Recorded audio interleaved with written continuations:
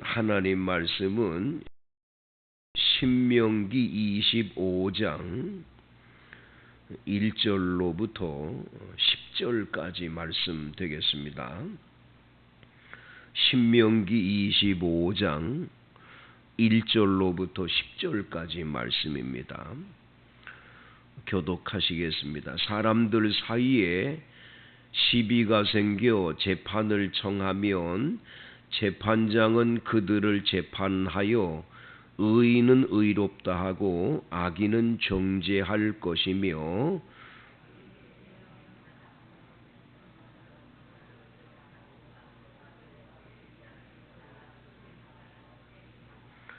40까지는 때리려니와 그것을 넘기지는 못할지니 만일 그것을 넘겨 매를 지나치게 때리면 네가 내 형제를 경히 여기는 것이 될까 하노라. 형제들이 함께 사는데 그중 하나가 죽고 아들이 없거든 그 죽은 자의 아내는 나가서 타인에게 시집가지 말 것이요 그의 남편의 형제가 그에게로 들어가서 그를 맞이하여 아내로 삼아 그의 남편의 형제된 의무를 그에게 다 행할 것이요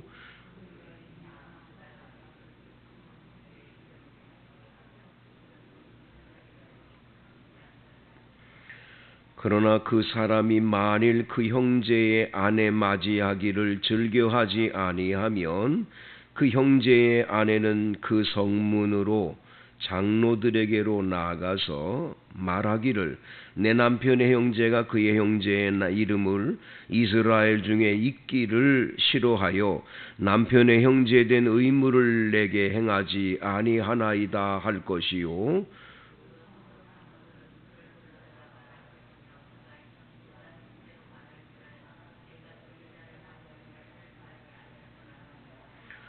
그의 형제의 아내가 장로들 앞에서 그에게 나아가서 그의 발에서 신을 벗기고 그의 얼굴에 침을 뱉으며 이르기를 그의 형제의 집을 세우기를 즐겨 하니하는 자에게는 이같이 할 것이라 하고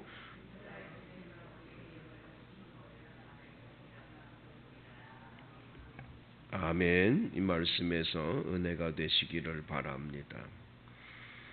오늘 성경 1절부터 이 3절까지 말씀해 보면 사람들 사이에 시비가 생겨서 재판을 청하게 되었는데 재판장은 그들을 재판해서 의인은 의롭다 하고 악인은 정죄를 할 것이다.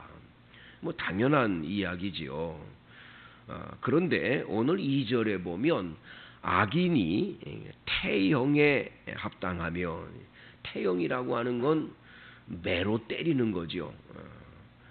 회초리로 때리는 게 아니라 아주 막대기 아주 무섭게 이제 그 때리게 되는데 재판장은 그를 엎드리게 하고 그 앞에서 그의 죄에 따라서 수를 맞추어 때리라 이렇게 말씀합니다.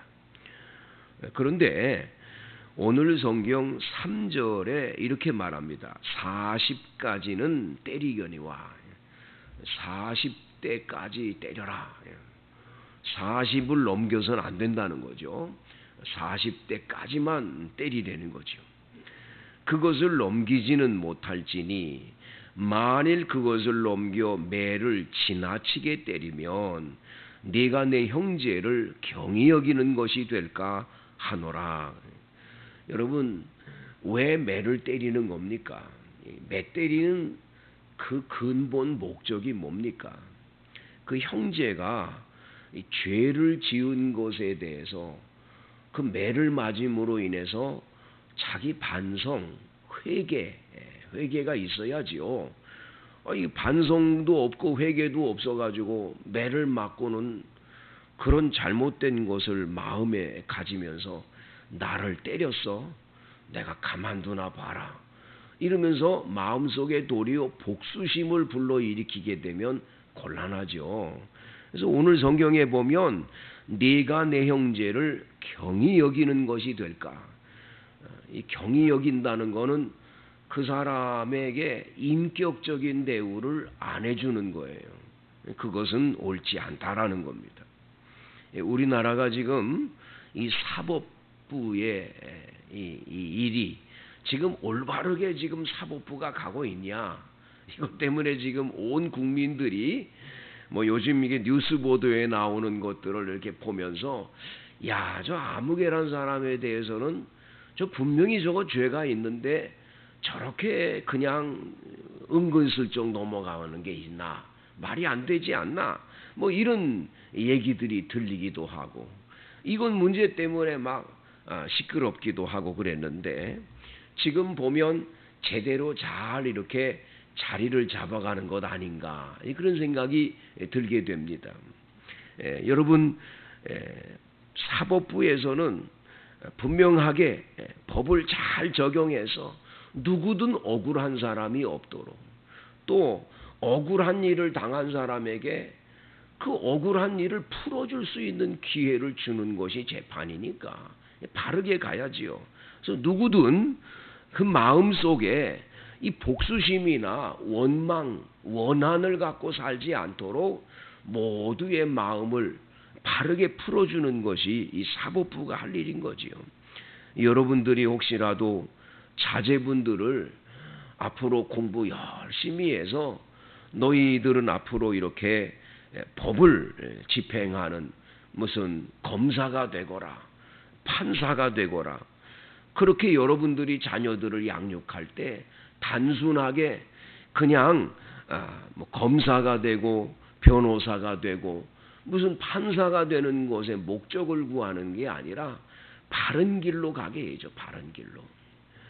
제 친구 목사님이 아주 참 어렵게 목회를 했어요. 참 어렵게 목회를 했는데 아들 아이들이 공부를 열심히 잘했어요. 이래가지고 한 아이는 맏아들은 의사가 됐어요. 근데 이 의사가 될 때 이 아이가 고등학교 다니면서 항상 우리 어머니 많이 아프니까 우리 엄마 아픈 몸 어떻게든지 건강하게 해드리기 위해서 내가 공부해서 의사가 돼야지. 그리고 공부해서 의사가 됐어요. 둘째 아들 아이는 열심히 공부를 하더니 아버지가 너무 억울한 일을 많이 겪고 교인들이 억울한 일을 겪는 것을 너무 많이 보니까 이 아이가 기도를 하는 거예요. 하나님 나 열심히 공부해서 내가 변호사 되든 내가 검사가 되든 해서 억울한 사람의 억울함을 풀어주고 하나님의 그 은혜를 입어서 내가 이런 일 하겠습니다. 이래가지고 정말 이 아이가 나중에 이제 졸업을 하고 얼마 전에 변호사 시험에 또 합격도 하고 이래가지고 정말 한번 만나자 그래서 만났더니 식사 대접을 하면서 내가 이렇게 복을 받았노라고 그동안 쌓였던 많은 아픔들이 이 한순간에 다 사라지는 기분이라고 그러면서 아들아이한테 얘기를 했대요. 너는 앞으로 그냥 율법 전서만 가지고 이 판단하는 변호사가 되지 말고 성경을 같이 보면서 성경 말씀이 더 율법 전서보다 먼저다. 하나님 말씀에 의해서 법을 잘 집행하거라. 그렇게 얘기를 해줬노라고 이야기할 때 굉장히 은혜를 받았어요. 성도 여러분, 누구든 억울한 일이 없게 돼야죠. 그래서 오늘 성경 4절은 말하지요. 곡식 떠는 소에게 망을 씌우지 말지니라. 곡식을 떠는 일을 하는 소, 망을 씌워가지고 못 먹게 하고 그냥 이렇게 해서 되겠냐. 그러니까 소까지라도 이렇게 인격적으로 대우를 해준다. 당연히 사람들에게도 그래야지. 5절부터 10절에는 형제들이 함께 사는데 그 중에 하나가 죽고 아들이 없다. 그 죽은 자의 아내가 나가서 타인에게 시집을 가지 말 것이고 그 남편의 형제가 그에게 들어가서 그를 맞이하여 아내로 삼아 그의 남편의 형제된 의무를 그에게 다행할 것이다. 계대 결혼이라고 이 이스라엘 나라는 이걸 얘기해 주시는 거예요. 형이 죽고 형수만 남았다. 그 동생이 형수하고 이렇게 들어가서 결혼을 해 아기를 낳아서 이 집안의 모든 가계의 일들을 감당하게 하시는 거예요. 왜 그러냐? 두 가지 때문이에요.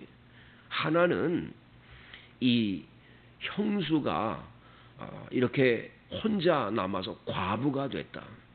이 과부가 되는 건 죽음을 의미하는 거예요.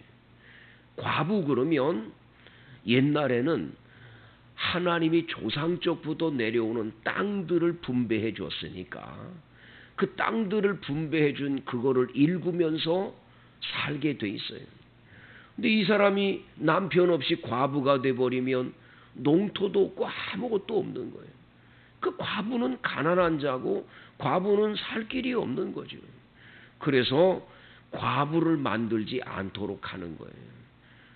그리고 그 형제에게 주었던 그 땅이 이제 그 죽음으로 인해서 막 어디로 가버리는 게 아니라 그 집안에 내려준 그 땅은 그대로 계대가 가도록 만드는 거예요. 그 집안이 그렇게 되도록 만드는 거죠. 그래서 하나님이 기업으로 주신 땅을 그 조상 쪽부터 내려오는 그 땅을 이 모든 후손들이 그대로 가지고 가도록 하기 위해서 이 계대 결혼을 이렇게 하나님이 말씀을 해준 겁니다. 그래서 오늘 성경 6절에 보면 그 여인이 낳은 첫 아들이 죽은 형제의 이름을 잊게 하여 그 이름이 이스라엘 중에서 끊어지지 않게 하라. 죽은 사람 때문에 자녀가 없다. 자녀가 없는 건 곤란한 거예요. 그러니까 이 과부에게 계대 결혼이 이루어져서 자녀가 이렇게 태어나면 그 아들이 그 죽은 아버지의 그 모든 유산을 그대로 갖고 내려가는 거죠. 참 이런 하나님의 이 배려가 여기 있음을 보게 됩니다. 그런데 이 형제들이 형수하고 결혼하고 싶은 마음이 없다. 난 안 하겠다. 여러분 구약성경 창세기에 이런 얘기가 있잖아요. 이 야곱의 아들 가운데 특별히 유다라고 하는 아들이 있어요. 유다. 근데 이 유다가 아들을 낳았어요. 근데 이 온이라고 하는 아들을 낳고, 근데 이 아들이 죽었어요. 그래가지고 둘째 아들이 들어가야 되는데 둘째 아들이 형수에게 들어가지를 않고 이래가지고 나중에 어떡하냐? 그 아들이 죽어요. 그러니까 막내 아들이 있는데 이 막내 아들이 장성할 때까지 기다려라. 다말이라고 하는 며느리한테 얘기를 했거든요. 이 다말이 그 아들이 장성할 때까지 기다렸는데도 유다가 그 아들이 죽을까봐 무서우니까 형수에게 들어가는 얘기를 하질 않아요. 이러고 자꾸 세월이 보내니까 다말이 어느 날 이 시아버지가 자기가 사는 동네로 온 걸 알았어요. 이래가지고는 몰래 이 창녀의 이 변장을 해가지고 나중에 어떡하냐? 이 시아버지와의 관계를 이루어서 이 베레스와 세레라고 하는 이 아들을 낳게 됩니다. 근데 나중에 이 며느리가 이게 임신한 소식이 들려져 가지고 나중에 유다가 이제 그 며느리를 끄집어내서 이제 불태워 죽이라고 그러는데 내가 이 임신한 거는 이 지팡이하고 이 도장, 이 임자가 나를 이렇게 만들었다고. 보니까 자신이에요. 깨닫는 거예요. 내가 우리 며느리에게 내가 이 아들, 셋째 아들을 이렇게 계대 결혼을 시켜야 될 걸 안 해가지고 이렇게 됐구나. 그래가지고 그때 베레스와 세레를 이 자기의 아들로 입적이 돼서요. 여러분 성경에 마태복음 1장에 보면 아브라함과 다윗에 자선 예수의 그리스도의 세계라고 그러면서 아브라함이 이삭 낳고 이삭이 야곱 낳고 야곱이 유대와 그의 형제를 낳고 유다는 다말에게서 베레스와 세례를 낳았다. 며느리와 며느리 관계 속에서 아들 낳은 그게 예수님 족보 가운데 그대로 내려오는 걸 보게 되지요. 여러분 얼마나 수치심입니까? 그래서 오늘 성경에 보면 이 계대 결혼을 이루지 않게 되면 며느리들이 어떡하냐? 이 성의 장로들에게 찾아가서 그거를 이야기하고 그 형제가 그 형수에게 들어가지 않은 걸 이제 거기서 고소하는 거죠. 그러면 발에서 신을 벗기고 그 얼굴에 침을 뱉고 그리고는 이 집을 신벗김 집이라고 아예 그 집을 명해서 계속 세대가 일어나면서 부끄러운 집으로 하나님이 만드시는 광경을 보게 됩니다. 사랑하는 성도 여러분, 하나님은 우리 한 사람 한 사람의 인격에 대하여 우리들을 항상 보살펴 주시기를 원하시는 분입니다. 과부는 과부로 그냥 두지 않으시는 거예요. 그를 사랑하는 거예요. 여러분 아무리 범죄하고 죄를 지어도 40 넘는 매를 때리지 마라. 왜 그럽니까? 그를 사랑하기 때문에. 매를 때려도 사랑하기 때문에. 하나님의 사랑은 이렇게 큽니다. 여러분과 저를 이렇게 사랑해서 오늘도 여러분이 기도하는 기도를 들으시고 여러분의 삶을 이끌어 주시는 아버지 하나님이심을 굳게 믿고 주 앞에 기도하며 응답받는 새벽 기도 되게